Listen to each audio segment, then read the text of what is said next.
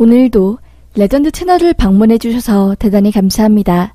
사연에 들어가기 앞서 속도가 느리다고 생각되시는 분들은 오른쪽 상단 위 점 3개 버튼을 눌러 속도를 조절해주세요. 그럼 사연 바로 시작하겠습니다. 안녕하세요. 전 결혼한 지 10년차가 넘은 여자입니다. 아이는 없어요. 저도 남편도 모두 아이를 별로 원하지 않았기 때문입니다. 그런데 저희 부부가 아이를 안 가지니 시어머니께서 저에게 대단히 불만이 많으셨어요.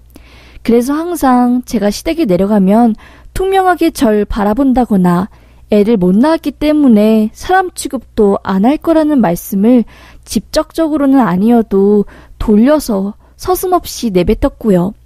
사실 저도 아이 정말 좋아했고 낳고 싶었습니다. 그런데 제가 21살 때 정말 죽기 직전의 상태까지 갔던 적이 있었어요. 교통사고가 엄청나게 크게 나서요. 그때 거의 6개월간 8번이 넘는 수술을 해서 온몸이 망가졌고 트라우마가 생겨서 수술대 위에 올라가는 걸 극도로 두려워하게 되었거든요. 그래서 자연스럽게 임신해서 아이 낳고 내 몸이 아프게 되는 것을 상상하니 호흡이 가빠질 정도로 무서우니까 그래서 아이를 그냥 안 가지고 살아야겠다 한 거고요. 마침 남편도 전혀 아이에 대한 생각이 없어서 마음이 맞았고요. 하여튼 그렇게 신경정 아닌 신경전을 벌이면서 고부 갈등이 신혼 초부터 좀 심했어요. 아이뿐만 아니라 제가 사실은 연예기획사에서 디자인 총괄 담당이랑 총책임 디렉터 일을 했어서 돈을 좀 벌었어요. 마침 좋은 기회가 있어서 투자도 해서 제 나이에 비해 좋은 집에 살았고 어느 정도 업계에서 인정받는 사람이 되었고요. 그에 반해 남편은 그냥 중소기업에서 평범하게 근무하는 사원이었습니다. 그런데 며느리가 자기 아들보다 잘 나가고 돈도 잘 벌고 하니 어머님은 그게 탐탁지 않으셨나 봅니다. 왜 어머님 나이대 분들은 디자인 관련 일을 한다고 하면 공부를 못해서 천한 일 한다고 생각하시잖아요. 천하고 핫바리 일을 하는 주제에 돈을 잘 벌고 좋은 집에 연예인들이랑 연락도 하니까 뭔가 괜히 마음에 안 들고 자기 아들 기죽이는 것 같아서 항상 저만 보면 기를 죽이고 찍어 누르려고 하시고 그러셨습니다. 솔직히 화도 나고 속상했지만 그냥 어머님 입장에서 역지사지로 생각하고 최대한 이해하려고 해서 그냥 다 참고 넘겼어요. 저 힘들 때 옆에서 지켜준 사람도 남편이었으니까 남편 보고 살려고 했지요. 저희 엄마가 거의 15년 넘게 병원에 계셨거든요. 엄마는 사고로 인해서 15년 전 눈이 펑펑 오는 밤 늦은 시각에 달동네 제일 위에 있는 저희 집을 걸어 올라오다가 정체불명의 남자가 갑자기 엄마를 밀쳤고 계단 아래로 굴러 떨어져서 머리를 크게 다쳤거든요. 그 이후로 쭉 병원 신세를 졌고 거의 식물인간 상태로 계셨어요. 가해자도 갈 때까지 간 사람이라 병원비며 보상이며 바라지도 못했고요. 그래서 제가 정말 이를 악물고 여동생 2명 대학 다 보내고 병원비 갚고 능력을 키워서 사회에서 인정받고 그렇게 지독하게 살았습니다. 대학교 2학년 때부터 교제를 시작한 남편은 제 사정을 알고 저희 엄마를 정말 자기 엄마인 양 간호해주고 해서 제가 그래서 그 남자와 결혼한 거였고요. 그런데 시몬은 자기 아들이 장모한테 그렇게 지극정성으로 노력을 쏟고 하는 모습이 못마땅한 거였지요. 그래서 매일매일 불만이셨습니다. 그렇기에 저도 어머님이 쓴소리와 욕설에도 크게 반항하지 못하고 그냥 입을 다물고 있었고요. 그러다 일이 터졌어요. 정말 온 집안이 뒤집혀질 정도로 좀 큰 일이었습니다.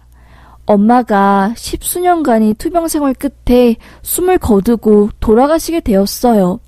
저는 오래전부터 마음이 준비를 하고 있었던 터라 담담하게 엄마의 마지막을 그렇게 마무리하고 보내드렸지요.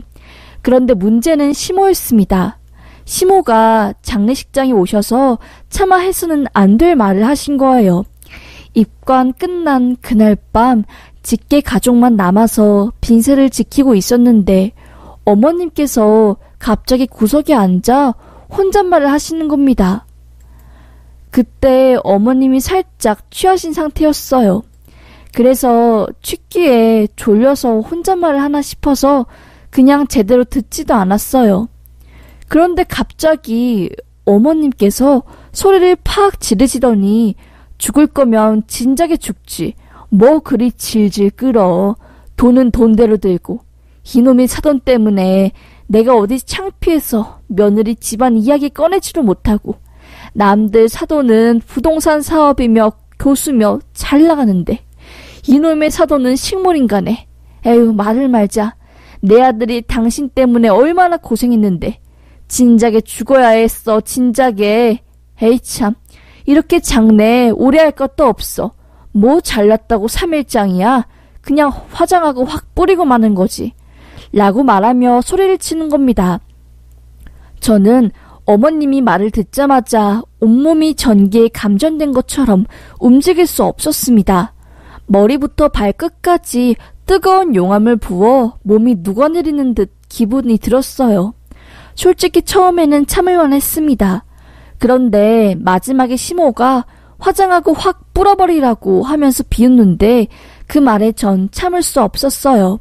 그래서 직계가족의 어른들 다 있는 곳에서 폭발해 소리쳤습니다. 어머님, 뭐라고 하셨어요? 화장해서 뿌리라고요?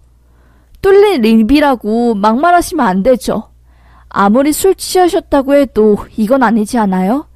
15년 동안 엄마 병수발 드느라 고생한 건 어머님 남편이 아니라 저예요. 저라고요. 우리 엄마가 너한테 뭘 그렇게 잘못했는데? 왜 너한테 욕을 들어야 해? 하면서 마지막에는 이성을 잃고 반말을 쓰며 고함치고 눈물을 터뜨렸습니다. 그때 어머님이 달려들어서 제 머리채를 잡았고 넘어지면서 싸움이 난 거죠.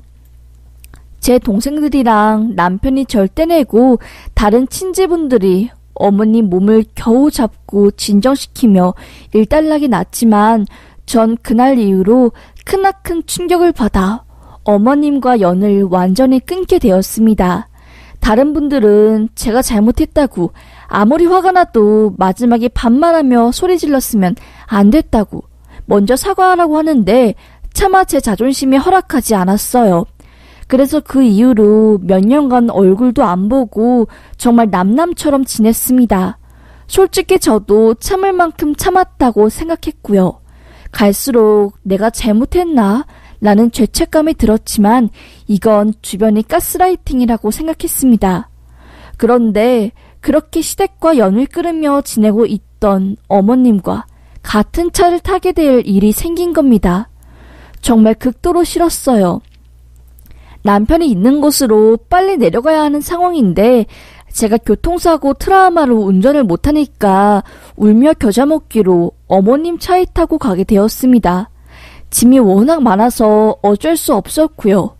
그렇게 싸늘한 냉전이 흐른 채 몇 년 만에 어머님 차에 타게 되었습니다. 차에 탄 순간 식은땀이 삐질삐질 나면서 온 신경이 운전석 왼쪽으로 향해 있었어요. 어머님은 절 보자마자 작은 소리로 막 지랄났네 지랄났어 하면서 욕을 내뱉었고요. 그냥 쥐 죽은 사람처럼 조용히 가려고 했는데 어머님이 입이 가만히 있지를 않으시더라고요. 가는 내내 그렇게 잘났으면 기사를 모시고 가든가. 난 혼자 가서 내 아들 보고 싶은데 어디 기생충 같은 것이 꼭 붙어온다니까. 이 나이 먹고 더러워서 진짜. 하면서 누가 봐도 제 욕을 하시는데 정말 뻔뻔하게 스피커로 다 들리게 통화를 하시더라고요. 제 속에서 열불이 부글부글 끓고 있었지요. 그런데 너무 긴장을 했는지 갑자기 아랫배가 아파오면서 막 눈앞이 하얘지는 겁니다. 그냥 화장실 가서 해결될 일이 아니었고 정말 찢어질 듯이 아팠어요. 참다 안 되겠다 싶어서 어머님에게 말씀드렸지요. 배가 너무너무 아프다고, 차 돌려서 병원 가야 할 것 같다고. 말 끝나기 무섭게 어머님은 득달같이 달려들더라고요. 내 이럴 줄 알았다고. 지금 누구 똥개훈련 시키는 거냐고. 내가 너 거짓말하는 거 모를 것 같냐고. 죽었다 깨어나도 병원 안 데려다 줄 거고 여기서 아파 죽던 쓰러지던 하라고 하며 계속 차를 모는 겁니다. 참을 수 없는 엄청난 고통과 정말 1분이라도 더 있으면 죽을 것 같은 느낌에 저는 그냥 한복판에 날 버려달라고, 제발 그냥 날 버려달라고 하며 소리쳤지요. 그런데 시모 정말로 그 졸음 운전 방지하는 곳 주차장 내려가기 전 갓길에 차를 잠깐 세운 뒤 문을 열고 저를 확 끌어당겨 시멘트 바닥에 팽개치더라고요. 네 알아서 하라고. 어디 한번 어른한테 막대한 게 얼마나 큰 화를 불러일으키는지 똑똑히 보라고 하면서 떠나신 겁니다. 정말 아무리 그래도 며느리가 아프다는데 미친 여자인 줄 알았습니다. 그렇게 전 시멘트 바닥에 쓰러져 배를 부여잡고 졸음 운전 주차장으로 내려가는 차들을 잡으려고 막 손을 흔들었어요. 그때 천사 같으신 분께서 차를 멈춰서 무슨 일인지 물어보았고 자초지종을 말하고 119를 불러 절 병원에 데려가 주셨습니다. 그런데 그때 알았어요. 제가 하혈을 했다는 걸요. 경황이 너무 없어서 몰랐는데 구급차에 들어가서야 그걸 알게 되었지요. 주머니에 있던 수딩젤이 터지면서 하혈이랑 뒤섞이면서 뒤에가 다 범벅으로 붉게 물든 거였어요. 시모차 시트에도 난리가 났겠죠. 전 다른 곳보다 시모차 시트를 더럽혔다는 거에 신경이 더 쓰였습니다. 얼마나 욕을 먹을까 싶었지요. 그렇게 병원에 가서 검사를 한 결과 저는 급성 충수염 진단을 받았고 예전에 수술했던 자궁 쪽 기관의 염증으로 인해 하혈이 생겼다는 판단하에 맹장 수술 후 약물 치료를 받게 되었습니다. 그렇게 전 남편에게 이 일을 전부 말했고 앞으로 절대로 어머님과 다시는 만나지 않을 거라고 못을 박았지요. 어찌 보면 이번에 어머님 차를 탄 것도 남편 때문이니까요.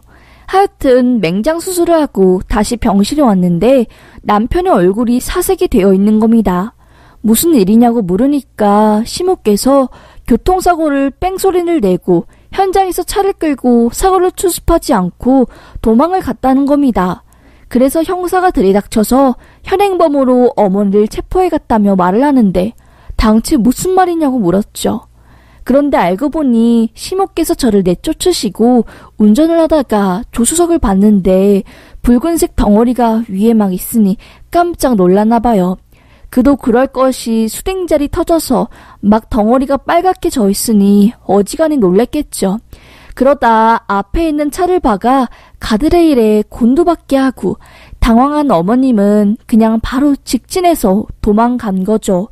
도망갈수록 일이 더 커지니 어머님은 차를 더 멀리까지 몰다가 또 교통사고를 냈는데 이미 차 앞 범퍼가 박살낸 상태에서 운전을 하니까 근처에 있던 운전자가 뺑소니 의심으로 경찰에 신고해 경찰이 추적해서 두 번째 교통사고를 냈을 때는 어머님을 잡게 된 거였습니다. 세상에, 언젠간 큰 사고를 칠 것 같았는데 결국 어머님이 교통사고를 하루에 2번이나 내고 도망가는 큰 사고를 친 거였습니다. 사람이 안 다쳤으니 망정이지 인명사고까지 났으면 정말 큰일 날 뻔한 일이었어요. 결국 어머님은 뺑소니 혐의로 불구속 기소되어 지금 재판에 있네요. 남편도 본인 엄마한테 완전히 질렸는지 어떻게 내 와이프에게 이럴 수 있냐고 화를 막 내고 연을 끊겠다고 선언을 했나 봅니다. 아무리 며느리가 싫어도 그렇지 맹장 터진 사람을 고속도로 한복판에 던져두고 가는 것은 아들이 봐도 좀 아닌 행동이었던 거죠. 어머님이 나이는 많았지만 정말 사람 괴롭히는 방식이 아주 초등학생보다 더 심각한 수준이었던 거였죠. 그렇게 저뿐만 아니라 남편도 이 일 이후에 어머님과 완전히 연락을 안 하고 있네요. 전 다행히 수술을 잘 마치고 회복해서 일상생활로 돌아갔고요. 그런데 그날의 상처가 저도 모르게 깊었나 봐요. 자꾸 고속도로 갓길에서 어머님이 제 팔을 끌고 시멘트 바닥에 내팽겨치진 그 장면이 꿈에 나타나서 벌떡벌떡 깨고 불면증까지 올 정도였습니다. 결국 심리치료센터를 가서 상담한 결과 일시적으로 충격이 너무 커서 무의식 중에 그 사건을 자꾸 기억하고 되풀이하는 거라고 하더라고요. 천천히 시간을 가지고 상담을 하면 좋아질 거고 상처도 옅어질 거라는 선생님이 말씀에 거금을 들여서 상담 10회권도 끊게 되었네요. 그리고 가슴이 답답한 게 왜 그러나 싶었는데 한의원에 가니 화병이랍니다. 어머님 때문에 화병까지 생겨서 숨도 못 쉬겠고 그랬더라고요.